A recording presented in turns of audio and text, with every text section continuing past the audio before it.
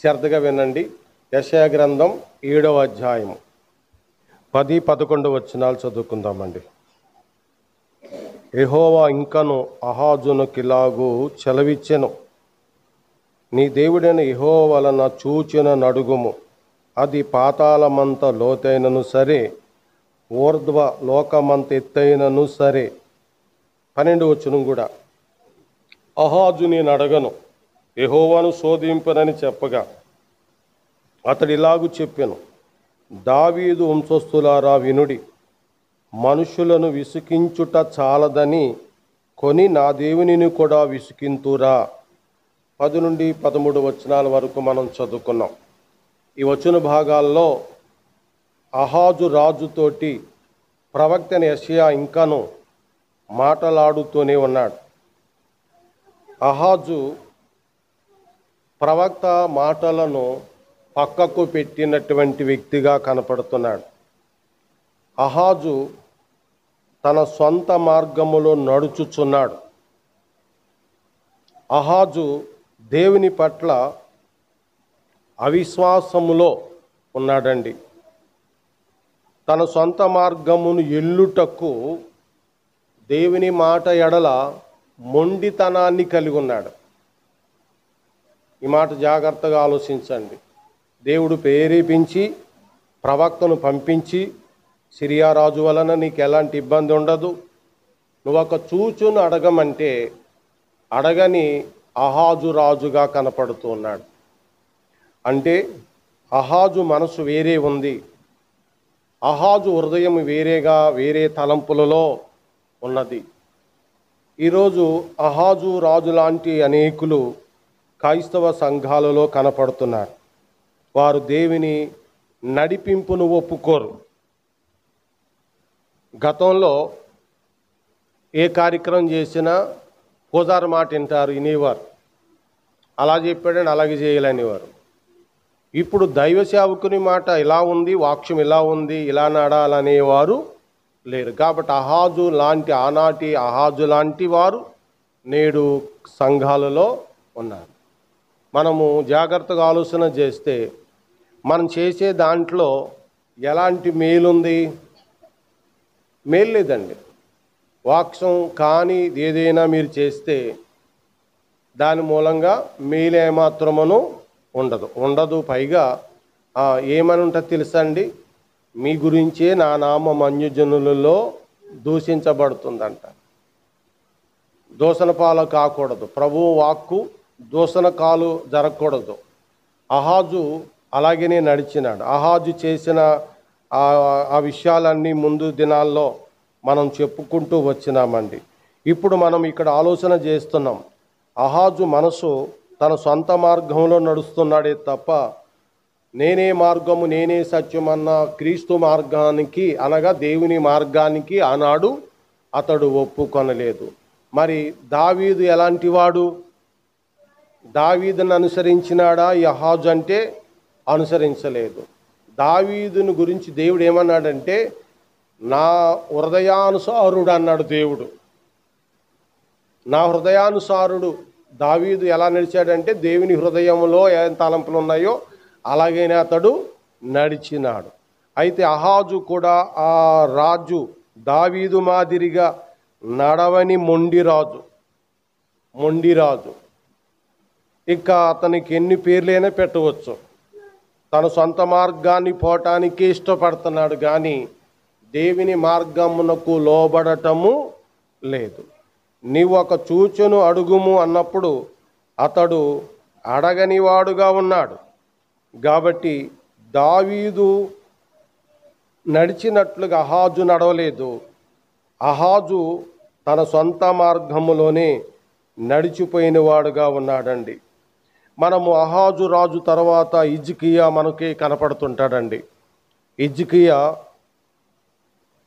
అసూరు రాజు చేతిలో నుండి నిన్ను నేను విడిపించేదను, మరియు దేవుడు ఏమన్నాడంటే నీకు 15 సంవత్సరాల ఆయుష్ని ఇస్తాను అన్నాడండి. హిజ్కియాతో అసూరు రాజు చేతిలోంచి నేను విడిపిస్తానని దేవుడు చెప్పాడు. నీకు 15 సంవత్సరాల ఆయుష్ ఇస్తానని చెప్పినాడు. చెప్పినప్పుడు ఆ హిజ్కియా ఏమన్నాడంటే, దానికి సూచన ఏదని అడిగాడండి. అది విశ్వాస లెక్క. దానికి సూచన ఏంటి అని ప్రభువుని అడిగాడు.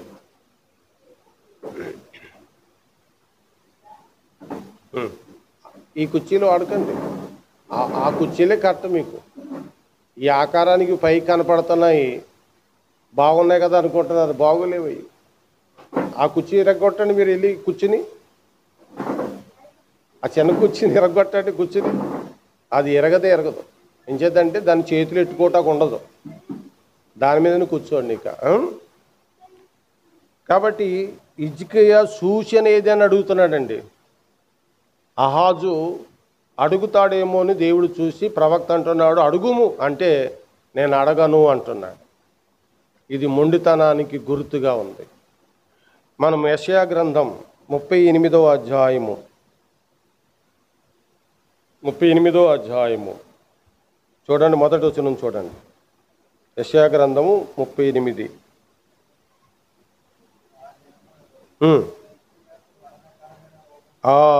ఆ దినములలో హిజ్కియాకు మరణకరమైన రోగము కలగగా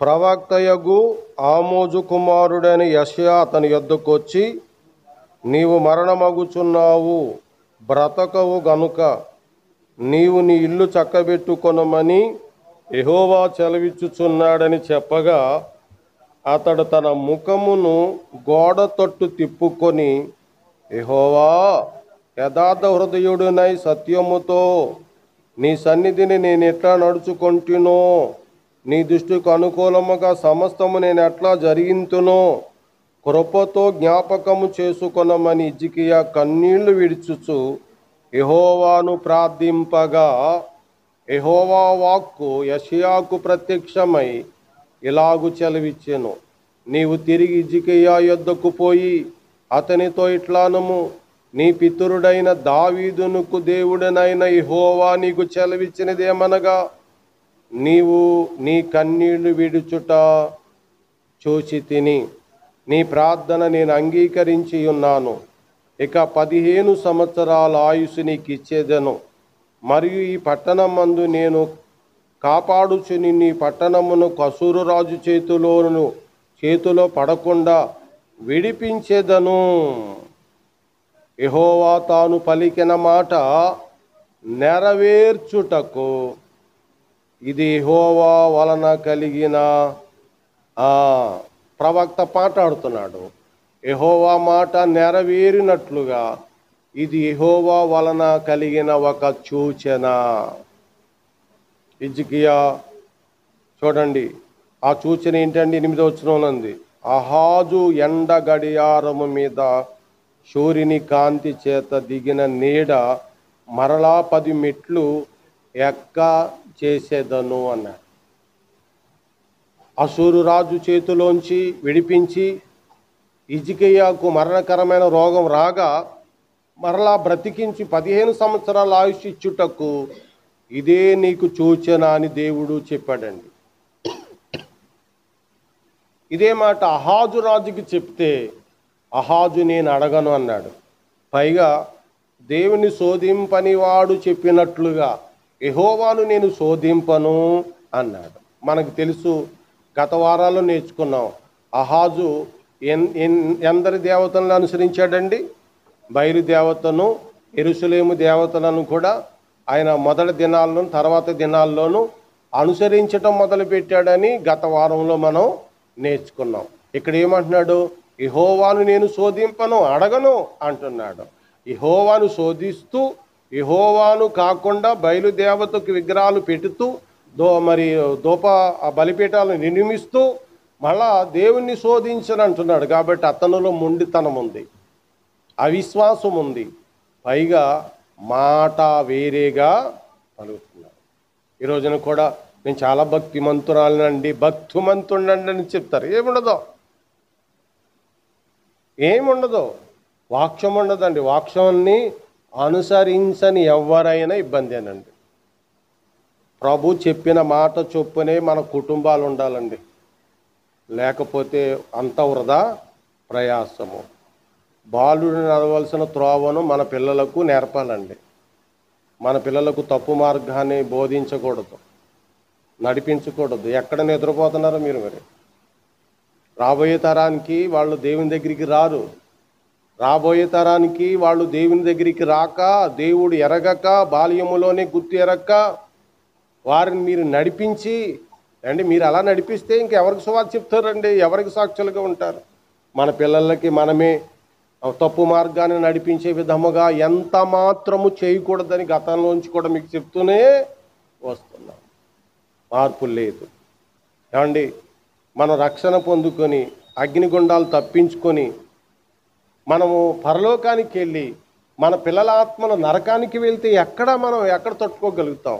అర్థమవట్లేదా? మనకి అర్థమవట్లేదండి. బైబిల్లో రాయబడి ఉంది, బాలుడు నడవవలసిన నేనే మార్గము నేనే సత్యం అన్న దేవుని మాటలో నడిపించాలి కదా. అలా నడిపించకుండా మనం వేరే అసలు చేయకూడదు. ఎక్కడ నిద్రపోతున్నారో ఆలోచించుకోండి. ఈయన ఏమంటున్నాడు? కన్నీళ్లు విడిచి ప్రార్థన చేశాడండి. హిజ్కియా ప్రార్థన, కన్నీళ్లు విడిచి ప్రార్థన చేశాడు.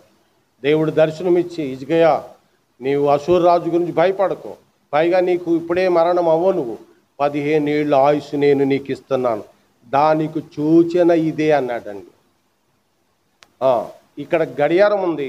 ఎవరి గడియారం? ఆ గడియారం అమ్మా అహాజు రాజు పెట్టిన గడియారం. శాస్త్రవేత్తలు ఈ గడియారాన్ని పరిశోధించి అవక్కయ్యారు, ఎలా తయారు చేశాడు అహాజు రాజు కాలంలో జనులని. దాని మీద ఎండ పడితే ఆ ఎండ నీడ బట్టి ఆ రోజుల్లో 1 గంట అయింది, 2 అయిందని చదువుకునేవారట. ఆ ఒక్క గడియారము ప్రపంచానికి గడియారంగా ఇచ్చాడు కదమ్మా. ఇప్పటికి కూడా గడియారం అక్కడ ఉందని చెప్తారు. ఒకసారి ఎప్పుడు వీడియోలో నేను చూశాను అనుకుంటున్నాను. అంత గొప్ప గడియారాన్ని అహాజు కాలంలో నిర్మాణం చేపట్టినారు. అహాజు చనిపోయిన చాలా కాలానికి హిజ్కియా వచ్చినాడు. హిజ్కియా వచ్చిన తర్వాత ఈ పరిస్థితులు ఎలా వచ్చినప్పుడు ఇప్పుడు సూచన ఇదే అన్నాడు. ఏంటి సూచన? చూడండి 8వ వచనములో, అహాజు ఎండ గడియారము మీద సూర్యుని కాంతి చేత దిగిన నీడ మరలా 10 మెట్లు ఎక్కజేసేదను. అట్లయితే ఎండ దిగాలి అంటే సూర్యుడు అలా రావాలి, ఎండ గడియారం మీద నీడ ఇలా దిగాలి, ఇలా దిగి రావాలి. ఇప్పుడు దేవుడు ఏమంటున్నాడు? మళ్ళా ఎండ గడియారం మీద 10 మెట్లు ఏం చేస్తానంటున్నాడు ఆయన? ఇలాగ నీడ దిగి వచ్చే గడియారపు నీడ ఇప్పుడు మరలా ఇలాగా, అంటే హిజ్కియా చేసిన ప్రార్థనకు సూచన ఎక్కడ కనపడిందండి? ఆకాశమందు సూర్యుడిని తిప్పడం కానీ, భూమిని వెనక్కి తిప్పడం కానీ జరిగింది. భూమిని వెనక్కి తిప్పడం కానీ జరిగింది. మన దేవుడు ఎంత గొప్పవాడో చూడండి. ఆయన భక్తుల ప్రార్థన విని ఒకసారి ఏం చేశాడండి? ఒక దినమెల్లా సూర్యుడిని అంటే భూమిని కదలలేకుండా ఆపేశాడు. యెహోషువ ప్రార్థనను విని ఆకాశమందు ఎండ అలాగనే ఉండిపోయింది, సూర్యుడు కదలలేదు.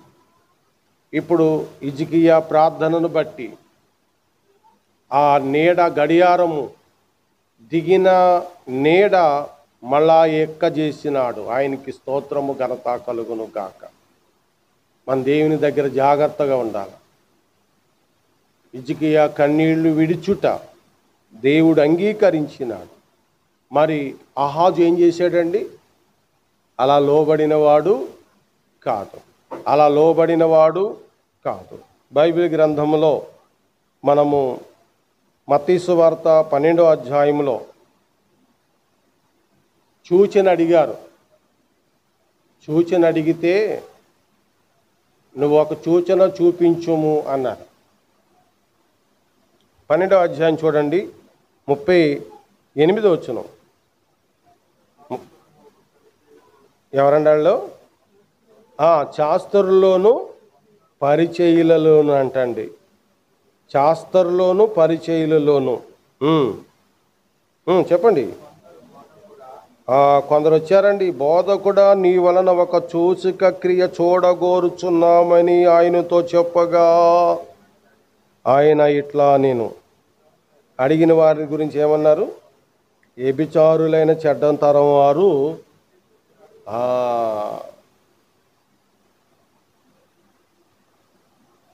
ఒక ఆయన బొల్లు వచ్చేసింది, ఒళ్ళంత బొల్లు. అక్కడ ఇళ్ళోళ్ళందరికీ రోగం తగ్గిపోతుందంట గుంటూరు జిల్లాలో. గుంటూరు అది బాపట్ల ఏదో ఊరది. కాబట్టి ఈయన ఏమన్నాడంట, నా బొల్లు తగ్గించేస్తే మీ చర్చి చుట్టూ ప్రహారీ గోడ కట్టించేస్తా అన్నాడంట. నా బొల్లు లేకుండా ఇంతవరకు నా శరీరం ఎలా నల్లగా ఉందో అలాగే ఉంటే గనుక మీ చర్చి చుట్టూ నేను ప్రహారీ గోడ కట్టించేస్తాను, నాకు అంత డబ్బు ఉంది, నువ్వు అలా చేస్తే అని వెళ్ళి చెప్తే 7 వారాలు రమ్మన్నాడంటే 7 వారాలు వెళ్ళారట. మళ్ళీ వెళ్ళారు. అప్పుడు నా దగ్గర డిస్కషన్ వచ్చిందన్నమాట. అన్నాను, నువ్వు 15 వారాలు వెళ్ళినా, జీవితం వెళ్ళినా, నువ్వు మారు మనసు పొందకుండా, అప్పటికే ఆయన ఒక తిరుపతి యాత్రకు కూడా వెళ్ళాడన్నమాట. ఎవరన్నారంటే ఇప్పుడు వెళ్ళకూడదు తిరుపతికి, మళ్ళీ తర్వాత వెళ్ళొచ్చు అన్నారంట. ఆ మొక్కు అంటే ఆపేసాడంట, తర్వాత ఇస్తాడంట మొక్కు. ముందు ఈ పాస్టర్ గారు మొక్కు తీర్చేయాలనుకున్నాడంట. అహాజు లాంటి వారు. దేవుడు ఒక సూచనిస్తే అది నువ్వు తీసుకో కదండి. ఇక్కడ ఎవరు అడిగారండి? వ్యభిచారము చెడ్డతరం వారు దేవుణ్ణి ఎలా శోధిస్తున్నారు? సూచన అడిగి, నా బొల్లు తగ్గిస్తే, నా తెల్ల మచ్చలన్నీ పోతే నేను మీ దేవుడే గొప్పడని చెప్తాను, మీ చర్చి చుట్టూ నేను ప్రహారీ గోడ కట్టించేస్తానని చెప్పి తిరిగినాడు. నేను అన్నాను, అసలు నువ్వు చనిపోయేంత వరకు నీ బొలిపోదన్నాను, నువ్వు చచ్చేంత వరకు నీ బొలిపోదన్నాను. నేను ఒక్కసారిగా అవ్వెక్కాడు. ఎందుకంటే మారు మనసు లేదు, అలాగని చనిపోయాడు. మారు మనసు లేదు. తాను పాపంలో ఉండి దేవుణ్ణి శోధిస్తూ, నువ్వు గొప్ప దేవుడు అయితే ఈ కార్యం చేయవయ్యా, అప్పుడు నేను వస్తాను. ఆ కార్యం చేస్తే అప్పుడు ప్రభువుని నమ్ముకుంటాడు అన్నమాట. అంతవరకు అలాగే ఉంటాడు. అంటే దేవుడికైనా అవసరమా ఇతను బొల్లు తగ్గించేసి రప్పించుకోవటానికి? ఏమంటే దేవుడికైనా అవసరమా? రక్షణ పొందుకుంటే నువ్వే నశించకుండా కాపాడబడతావని చెప్తాడు ఆయన. అంతే. నీకు ఇష్టానుసారంగా నాటడానికి దేవుడి చేసాడు కదా మెదడు. ఆ మెదడుతోటి నువ్వు వస్తాయో రాలేత లేదంతే. నీకు నాకు వచ్చిన వారికే లాభం, కానీ అంటే రాకపోయినంతరాన్న వెళ్ళినంతరాన్న ఆయనకి ఏమైనా ఉందా అండి? అది నేను అన్నట్టుగానే ఆయనకి బొల్లు తగ్గలేదు, ఏమీ తగ్గలేదు. కాబట్టి విశ్వాసంతో దేవునికి లోబడి అభ్యుతాలు పొందుకోవాలి తప్ప ముందు సూచన అడిగి దాని ప్రకారంగా గిద్యోన్ని ఒక సూచన దేవుడు గిద్యోని అడిగాడు. గిద్యోను అన్నాడు, గిద్యోతో దేవుడు మాట్లాడాడు. గిద్యోను, నువ్వే ఈ జనులకు న్యాయాధిపతిగా ఉంటావు, నీ ద్వారా నేను ఈ జనుల్ని ఇశ్రాయేలుని కాపాడుతాను అంటే, నేనే అపాటి వాడిని, నేను అలాంటి గొప్పవాడిని కాదు, నా వంశం ఎలాంటిది అని చెప్పి ఏమన్నాడు, ఒకవేళ నన్ను ఎన్నుకున్నావంటే నాకు నమ్మకం కలగటానికి నేను ఇక్కడ గొరుబొచ్చు వేస్తున్నాను. ఈ గొరుబొచ్చు ఫుల్గా తడిచిపోవాలి, పక్కనంతా కూడా ఎండగా ఉండాలి, ఈ రాత్రి ఆ సూచక్రియ చెయ్యి నువ్వు అంటే దేవుడు అలాగనే చేశాడు. మరుసటి రోజు మళ్ళా ఏమన్నాడు, ఇప్పుడు పక్కన అంతా కూడా తడిచిపోవాలి బొచ్చుతోటి, బొచ్చు మాత్రమే ఎలా ఉండాలంటే పొడుగా ఉండాలన్నాడు. దేవుడు అలాగా గిద్యోన్ని వాడుకున్నాడు. గిద్యోను దేవుని ప్రజలకు కార్యము చేశాడు. వీళ్ళు ఏంటండి, ఎలాంటి వారండి? యేసుప్రభు కాలంలో నమ్మని వ్యభిచారమందు ఉన్నటువంటి వారట. వీరు సూచక్రియ అడుగుతున్నారు. కానీ దేవుడు అలాగా ఎవరికి చేసేవాడు కాదు. కాబట్టి ఈ రోజుల్లో జాగ్రత్త కలిగి ఉండాలి. నేను ఒక వీడియో చూశాను. ఆమె పక్క హైందవురాలే. ఆమె ఆ కుటుంబాలలో అందరు ఆడపిల్లలేనంట. 5 తరాల నుంచి మగబిడ్డలేరంట. ఒక చోటకి ప్రార్థనకి వెళ్ళిందంట. ఆ ప్రార్థనకి వెళ్ళిన వెంటనే ఆ 5 తరాల నుంచి లేని అద్భుతం ఇప్పుడు ఒక మగబిడ్డను ఇచ్చాడు. ఆ పాస్టర్ గారు అంటున్నారు, ఎలాంటి రోగమైనా ఇక్కడ పోతుంది రండి అంటున్నాడు. మరి అక్కడికి వెళ్తారు, నా దగ్గరికి ఎందుకు వస్తారు? నేను బైబిల్ తీసి ఏమో చెప్తాను, ఆరేమో నేనే భరోసా అంటున్నాడు.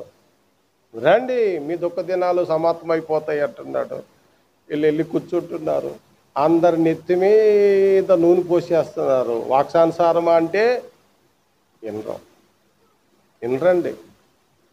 వింటారు లేకపోతే లేదు. నేను చెప్తున్నాను, అది కరెక్టే కాదు. తైలాభిషేక పండుగలు కరెక్టే కాదు. యేసు ప్రభు అపోస్తలులు ఎవరి నెత్తి మీద అయినా పోసేశారా నూనె?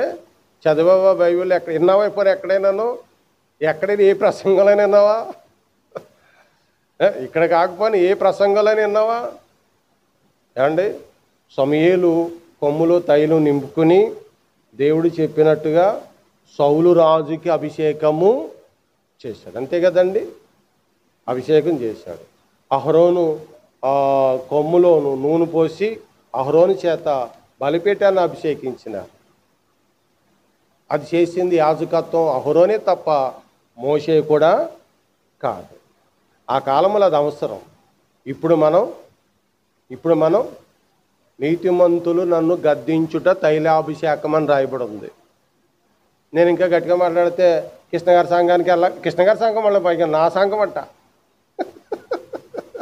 కృష్ణగారి సంఘానికి వద్దు, నేను ఎక్కడికి వెళ్ళిపోతాను అంటే దారం లేని గాలిపటం ఎలా ఉందో అలా ఉంది. సంఘం అంటే కుటుంబం తప్ప ఇంకొకటి ఏమీ కాదు. ఆ కుటుంబాన్ని అంటుకట్టుబడి ఉంటాం. మేము మా పిల్లల కంటే మీరు గురించి ఎక్కువగా ఆలోచిస్తాం. అందుకని అటు ఇటు తిరగకూడదు. సూచనిచ్చేది ఆయనే, అద్భుతం చేసేది ఆయనే. నీవు కన్నీళ్లు విడిచి ప్రార్థన మాత్రమే చేయాలి. ఆయనకి ఇష్టమైన జీవితాన్ని మాత్రమే నువ్వు కలిగి ఉండాలి. అలా ఉండి నువ్వు గొప్పవాడుగా నువ్వు తయారవుతావు. చూడండి, మత్తయి సువార్త 16వ అధ్యాయము 1. అప్పుడు పరిచయులను సద్దుకయ్యులను వచ్చి ఆయనను శోధించుటకు ఆకాశము నుండి ఒక సూచక క్రియ తమకు చూపమని నేను అడగగా ఆయన ఇట్లా, నేను సాయంకాలమున మీరు ఆకాశం ఎర్రగా ఉన్నది గనుక వర్షం కురదనియు, ఉదయమున ఆకాశం ఎర్రగా మబ్బుగా ఉన్నది గనుక నేడు గాలివాన వచ్చినని చెప్పుదురు కదా. మీరు ఆకాశ వైఖరి వివేచింపనిరుగుదురు గాని ఈ కాలములో చూచులను వివేచింపలేరు. వ్యభిచారులైన చెడ్డతరం వారు సూచక్రియను అడుగుచున్నారు. అయితే యోనాను గురించిన సూచక్రియే గాని మీరు ఏ సూచక క్రియను వారికి అనుగ్రహింపబడదని వారితో చెప్పి వారిని విడిచి వెళ్ళిపోయెను అన్నారు. యోనాను గురించిన సూచక్రియ లోకములో ఉన్న పాపులకి ఇచ్చినాడు. యోనా 3 రాత్రింబగళ్ళు భూగర్భములో ఉన్నట్టు మనుష్య కుమారుడు కూడా 3 రాత్రింబగళ్ళు సమాధి గర్భములో ఉండి 3వ రోజుని తిరిగి లేచినాడు. ఆ క్రియందు నమ్మిక కలిగిన వారే రక్షణ పొందుతారని ఆ సూచక్రియ ఒకటినే ఇచ్చినారు. ఆ సూచక్రియ ఒకటే మనం ప్రకటన చేస్తున్నాం. ప్రయాసపడి భారం మోసుకున్న సమస్త జనులారా నా యొద్దకు రండి, నేను మీకు విశ్రాంతినిస్తానని ఆ సూచక్రియను గురించి మనం ప్రకటన చేస్తూ వస్తున్నామండి. ఇక మత్తయి సువార్త 24లో చూడండి, 24వ అధ్యాయం 3వ వచనం చూడండి. ఆయన ఒలివల కొండ మీద కూర్చుండి ఉండినప్పుడు శిష్యులు ఆయన యొద్దకు ఏకాంతముగా వచ్చి, ఇవి ఎప్పుడు జరుగును? నీ రాకడకును ఈ యుగ సమాప్తికిని సూచనలేవి అని ఆయన అడగగా ఏమన్నారు చెప్పండి. ఇప్పుడు మాతో చెప్పమని అడగగా యేసు వారితో ఇట్లనెను, ఎవడును మిమ్మును మోసపరచకుండా చూచుకొనడి. క్రైస్తవుల్ని మోసం చేస్తున్నా. ఎక్కడి నుంచి అండి? హిందువులా, మహమ్మదీలా, జైన్ మతంలో ఉన్నోళ్ళు చేస్తున్నారా? వాళ్ళు ఎప్పుడూ మన మీదకి మోసం చేసే పని ఎవరునూ చేయలేదు. తరతరాల నుంచి కూడా క్రైస్తవుల మధ్యన క్రైస్తవులలోనే మోసం జరుగుతూ వస్తుంది. కాబట్టి ఎవడో మిమ్మలను మోసపరచకుండా చూసుకోండి. నేనే క్రీస్తునని పలువురు చెప్పి పలువురిని నేనే క్రీస్తునని చెప్పి పలువురిని ఏం చేస్తారండి?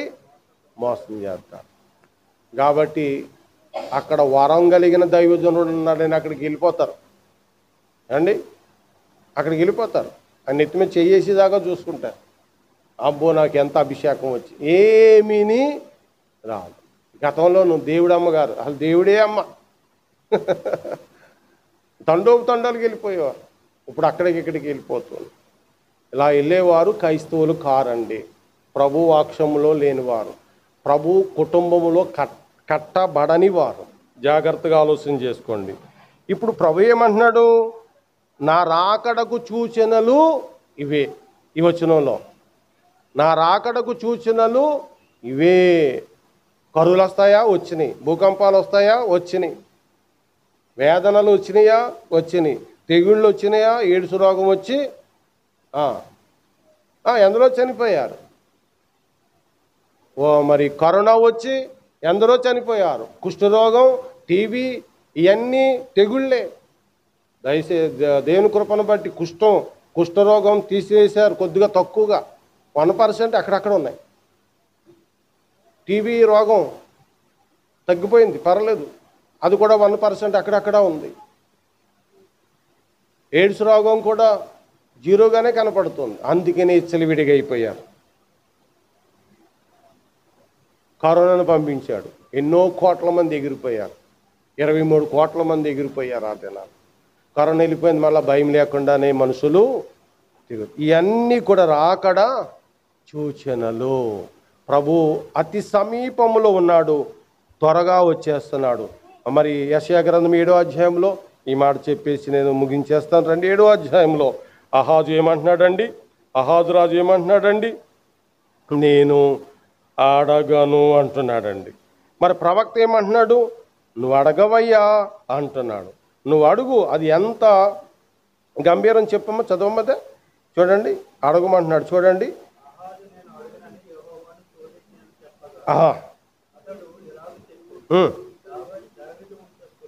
11వ వచనంలో చూడండి. 11వ వచనం, అది పాతాళమంత లోతైనను సరే, ఊర్ధ్వర లోకమంత ఎత్తైనను సరే.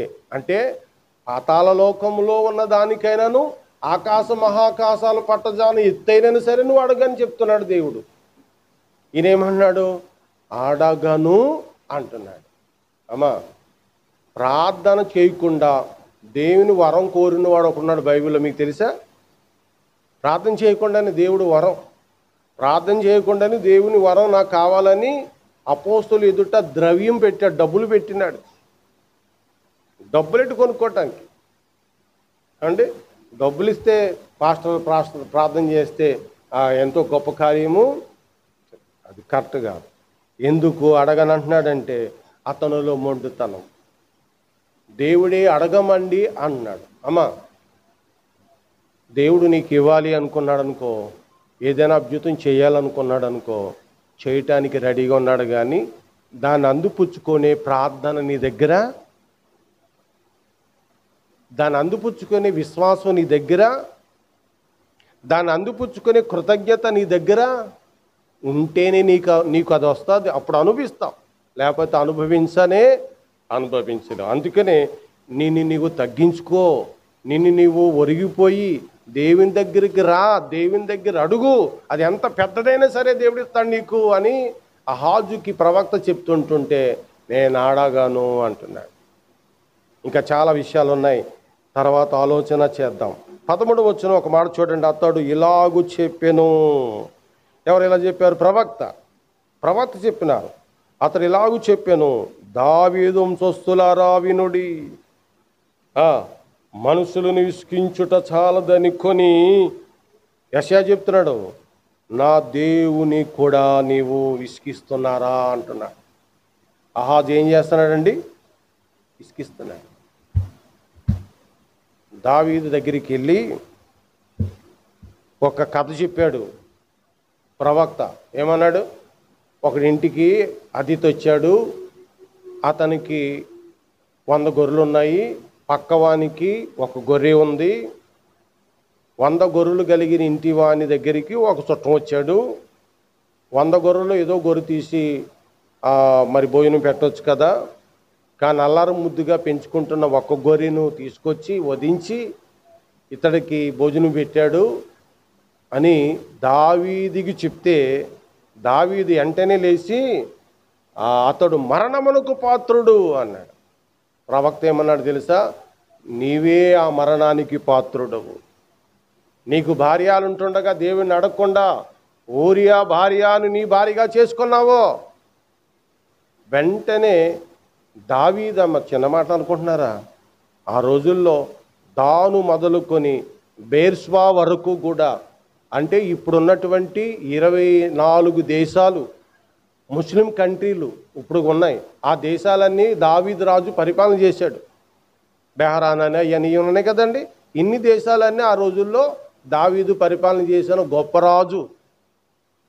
సింహాసనం దిగి, దేవా నేను పాపిని, నన్ను క్షమించు, నాకు శుద్ధ హృదయం దయచేయి, నా పాపము తీసివేయి, నాలో స్థిర మనసు పెట్టు అని 51వ కీర్తనలో కన్నీరు మున్నీరుగా ఏడిచి దేవుణ్ణి అడిగాడు, క్షమాపణ పొందుకున్నాడు కదమ్మా. దేవుణ్ణి అడగని మూర్ఖ క్రైస్తవులు కూడా ఉన్నారు, మూర్ఖ భక్తులు కూడా ఉన్నారు. కాబట్టి మనము తగ్గించుకుని దేవుణ్ణి అడిగితే గొప్ప కార్యాలు మన జీవితంలో అయినా చేస్తున్నాడు. ఇప్పుడే చేస్తున్నాడండి. కాబట్టి ప్రభువుకి లోబడండి, ఒకే స్థలంలో ఉండండి, ఒకే నాయకుని చేతిలో ఎదగండి. ప్రభు మిమ్మల్ని నిండుగా దీవించి కాపాడును గాక. ఆమేన్. తలలు వంచండి. ఏదైనా పలహారం సిద్ధం చేశారు ఈరోజు? ఏమీ లేవు కదా. చిన్న ప్రార్థన చేసుకుని ముగించుకుందాం. ప్రేమ నమ్మకమైన మా తండ్రి, యెషయా గ్రంథం ద్వారా మాతో మాట్లాడి మాకు ఇచ్చిన పాఠమునకై మీకు స్తోత్రాలు. మేము మీకు లోబడి మీ ప్రవక్త మాటకు విధేయులుగా, ప్రభు మాటకు విధేయులుగా మేము ఉండేలాగానే సహాయం చేయండి.